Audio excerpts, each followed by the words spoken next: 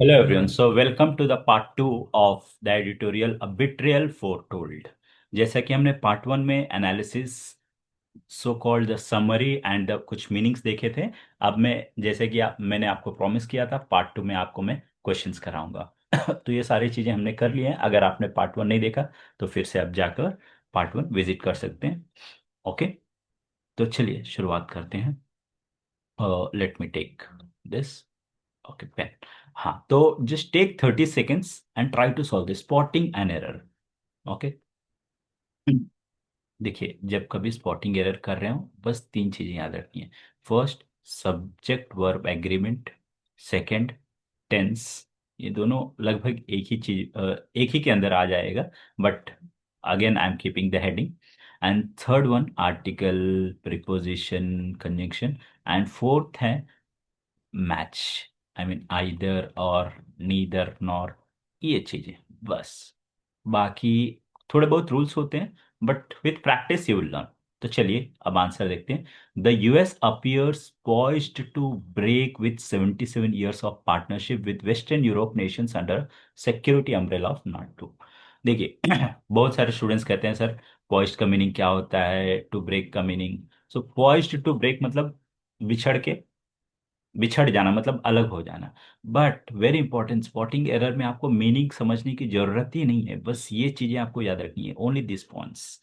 Very very important. अब देखिए, the US appears, तो यूएस सिंगुलर है, सिंगुलर के साथ वी वन प्लस एस और S, that is simple and fine. Verb agree कर रहा है। poised to break with 77 years of partnership with Western Europe nations under a security umbrella of NATO। तो NATO क्या है? जैसे यूएस यूनिक है, अकेला है, और हाँ, देश के साथ वैसे द नहीं लगता है, यूनाइटेड, जहां कहीं आप यूनाइटेड देखेंगे वहां पे द लगेगा ही लगेगा। एक और चीज, NATO, NATO इज यूनिक, मतलब जो यूनिक होता है पूरे वर्ल्ड में उसके साथ क्या लगता है, the. Like the president of India. Okay, क्यों? क्योंकि एक ही है। तो सारे वर्ल्ड में अगर एक ही हो तो उस केस में आपको क्या यूज करना है, you have to use the. Fine. तो यहाँ ए की जगह पे क्या आएगा, the. Why? Because a is use with indefinite. A जो है इंडेफिनेट थिंग है, अनसर्टेन चीज, जो कोई के केस में होता है, बट यहाँ कोई नहीं है, नाटो को सभी लोग जानते हैं, इसलिए यहाँ पे द आएगा। अब चलिए नेक्स्ट क्वेश्चन की तरफ। ओके, या, सो जल्दी से आप बताइए क्या होगा। Fine. Okay, 10 seconds to go. Same same thing follow करना है। First, second, third, subject verb agreement, tense, article, preposition, fourth either और नाइदर नॉर, एंड फिफ्थ कुछ रूल्स हैं जो कि स्केर्सली के साथ हैड पहले मतलब वर्ब आता है, उसके बाद सब्जेक्ट आता है, स्केर्सली ही हैड। फाइन। अब चलिए पढ़ते हैं। नो यूएस प्रेसिडेंट में unilaterally withdraw from NATO rather than they would require either a two-third Senate supermajority nor, very very thing, important thing, either के साथ क्या आएगा, और आएगा, ना कि नाइ नॉर आएगा, ठीक है। आइदर और neither नॉर। देखिए ज्यादा लोग क्या करते हैं, एकदम मीनिंग को पकड़ने के चक्कर में रहते हैं कि हाँ इसका मीनिंग क्या है, इसका नहीं, ये सब करना ही नहीं है आपको। बस ये जो पॉइंट्स मैंने बताए बस यही देखना है। Okay, so let's go ahead. चलिए अब फिल इन द ब्लैंक्स। तो सबसे बेस्ट, हाँ, इसमें के लिए लाइक वाइल सॉल्विंग, एक मैं बता दूं, बस इसमें आपको कॉन्टेक्स्ट समझना है। ये हो गया या क्लोज टेस्ट हो गया, बस कॉन्टेक्स्ट समझना है, दैट्स इट। एंड कॉन्टेक्स्ट के साथ साथ क्या होता है, जब कभी आप ऑप्शंस देखेंगे यू विल फाइंड दैट काफी सारे ऑप्शंस ऑपोजिट में, मतलब काफी सारे ऑप्शंस सिनोनिम भी हो सकते हैं। तो जो वो सारे ऑप्शंस के विपरीत यानी कि ऑपोजिट होगा वही आपका आंसर होगा। अब चलिए कॉन्टेक्स्ट के थ्रू समझने की कोशिश करते हैं। Mister Trump hinted that, mister Trump ने क्या क्या हिंट दिया, दैट नाटो में हैव बिकम, नाटो क्या हो सकता है, डैशबोर्ड, वो भरना है हमें, global force lacking the teeth. तो टीथ का मतलब क्या बताया था मैंने, ताकत। तो लैकिंग द टीथ मतलब ताकत की कमी, टू डिफेंड इट्स मेंबर्स। तो यहाँ पे कोई ऐसा शब्द चाहिए जो किसी की ताकत कम कर रहा हो, किसी की शक्ति कम कर रहा हो, तो यहाँ पे कम करने वाला देखिए, इन्फ्लुएंशियल मतलब बढ़ाना, तो कम करना एक ही एक वर्ड है, इनएफेक्चुअल, इनएफिशिएंसी जैसे कहते हैं वैसे। तो आंसर क्या होगा? इनएफेक्चुअल। अब देखिए, पढ़िए इसको।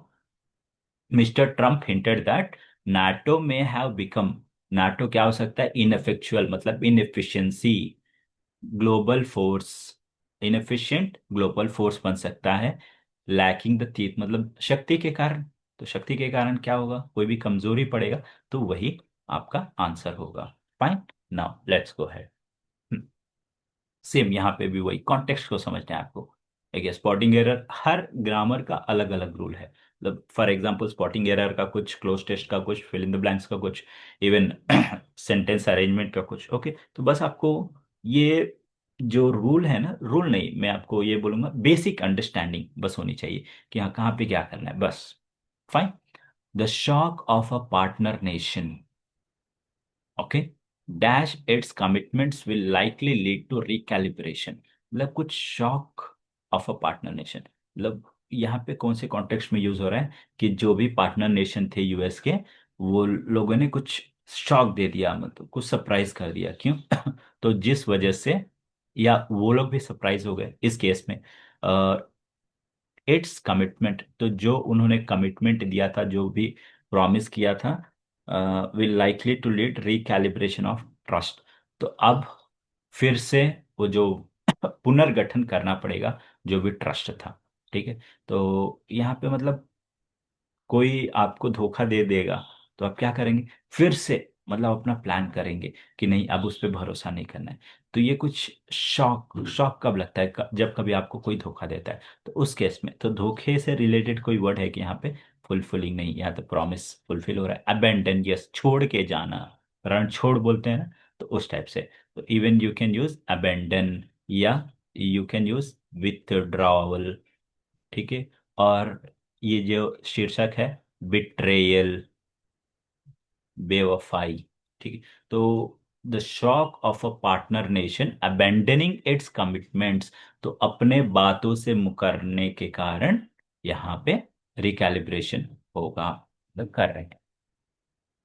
Now last one for the day. ये 30 सेकेंड्स में तो होगा नहीं। आप एक काम करिए, 1 मिनट ले लीजिए, ट्राई टू रीड। इसका मैं आपको कुछ बता देता हूँ। यहाँ पर जब कभी आप पैराजंबल सेंटेंस कर रहे हो, आपको बस एक चीज याद रखना है, कंक्लूजन हमेशा लास्ट में आएगा। ठीक है, और always make sure that sentence जो है डेफिनेट आर्टिकल से स्टार्ट होता है, डेफिनेट आर्टिकल यानी कि द से। फाइन। एंड और मैं आपको कुछ बता दूं, हाँ कंक्लूजन तो लास्ट में आएगा, राइट। हाँ, ये जो भी फर्दर, ओके फर्दर वाला आपको मैं बाद में बताऊँ, ये दो चीजें याद रखिए, कंक्लूजन हमेशा लास्ट में, और हाँ सेंटेंस जो है डेफिनेट आर्टिकल से स्टार्ट होता है। मतलब कोई अ, आपको बस कॉन्टेक्स्ट समझना है कि हाँ यहाँ से शुरू हो सकता है। अब देखिए, this tension is primarily due to Washington, मतलब कौन सा टेंशन ये पता नहीं, ये तो यानी कि ये जो सेंटेंस है पहला सेंटेंस नहीं हो सकता। क्यों? क्योंकि ये टेंशन के बारे में फिर पहले से बताया गया है। ओके, सो दिस के not be my one. Consequently, ये तो रिजल्ट हो गया, ये तो लास्ट में आना चाहिए है ना। कॉन्सिक्वेंटली या consequences, conclusion. Fine. Europe must, तो ये भी नहीं होगा हमारा पहला। The relationship between the US and NATO is currently facing heightened strain, तो जो रिलेशनशिप है यूएस और नाटो के बीच में, मतलब बहुत ज्यादा तकरार, मतलब तकरार चल रहा है दोनों के बीच में, मतलब कहा सुनी हो रही है। ठीक है, तो ये हो सकता है, बट ऐसा नहीं है कि अगला सेंटेंस नहीं देखना है, ये अगला भी देखना है। फर्दर मोर नहीं, तो ये एडिशनल के केस में फर्दर मोर जब कभी आप देखेंगे, so it is used in case of additional, मतलब उसके साथ। फाइन, तो ये नहीं होगा, तो फर्स्ट होगा C. The relationship between US and NATO is currently facing heightened strain, तो अब दोनों में तकरार हो रहा है, तो इसके बाद तकरार से रिलेटेड देखते हैं क्या है। फर्दर मोर नहीं हो सकता, कॉन्सिक्वेंटली लास्ट में। हाँ, दिस टेंशन, कौन सा टेंशन? ये वाला टेंशन, यानी कि two, this tension is primarily due to Washington's claim that European partners have not met defense spending expectation, यानी कि ये टेंशन क्यों है, क्योंकि यूरोपियन पार्टनर जो है मतलब नाटो जो भी सहयोग करता है यूएस को, वो अपने प्रोमिसेस पे खरे नहीं उतरे हैं।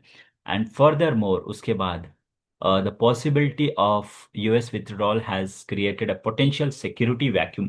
तो अब यूएस पॉसिबिलिटी ये भी है कि अगर यूएस चला गया तो एक security of vacuum, I mean एक वैक्यूम बन जाएगा, मतलब कोई उनको हेल्प करने के लिए नहीं रहेगा। ठीक है। So this is going to be your third and last one. Consequently Europe must reimagine. तो फाइनली कॉन्सिक्वेंटली जब कभी आता है तो यूरोप को क्या करना चाहिए, reimagine its security paradigm from its principal. So answer क्या होगा, CADB। फाइन। तो अगर आपको अच्छा लगे तो प्लीज़ फॉलो करते रहिए, एंड ऐसे ही मैं आपके लिए और बहुत सारे articles and many of the previous year questions लाते रहूंगा। So always keep studying, keep learning and be happy. Thank you.